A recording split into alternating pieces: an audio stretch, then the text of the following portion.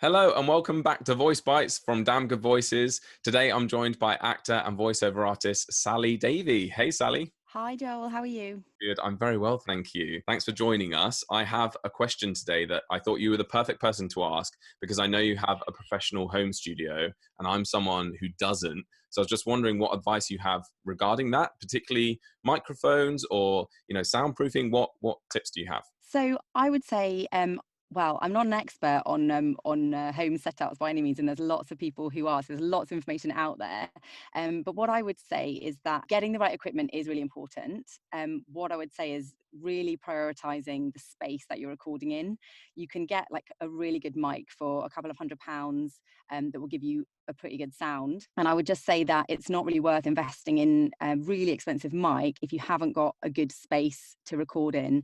So I would say that investment in the space is probably the priority. You can do pretty good soundproofing just with like duvets. You can make quite good spaces. People have done it in their cupboards, their wardrobes.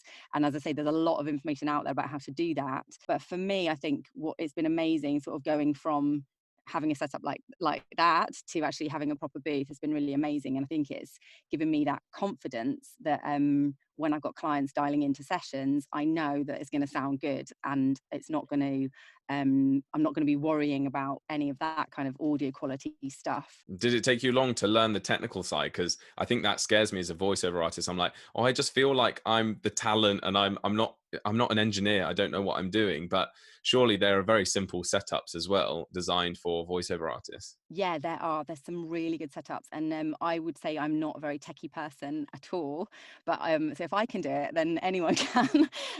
But I did get a bit of training, so I went on like I think a full day course on how to use the software, and then there is also kind of loads of YouTube videos you can watch. There's quite a lot of training available, and so I would say definitely do that because otherwise you can spend a really long time doing that. And for us voiceover artists, that's fine to do that, but it's not the fun bit. The fun bit's the recording. So you don't want to be spending loads and loads of time doing editing. And I think if you know a few tips and tricks, then that saves you that time and gives you more confidence.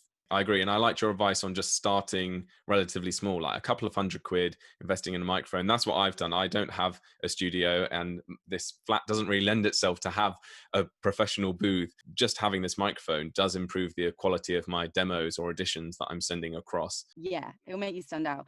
And I think it's really like there's no point buying like a £2,000 mic if you're using it recording in your bathroom. It's like you can have really good equipment, but actually if you're not using it in the right space, it's not really worth having it and it's not going to sound good. So I think having a good quality microphone doesn't have to be super expensive, and just doing as much as you can to make that environment optimized it would be my advice. And there's loads you can do. You don't have to have a proper booth, especially if you're just starting out. Yeah. And as you said, you can work wonders with a duvet or something like You can. that. Yeah, well, it looks like you've got your bed behind you there, so your duvet could be a good place to start. Yeah, that's true. What? So literally just. I mean, that looks good. Oh, perfect. It sounds better already. Look, it's really cozy. Might just stay like this. Great. Well, thanks for joining, guys. Please click subscribe. Check out Sally's profile down below, and we'll be back soon with more voice bites. See you, Sally. See you. Bye.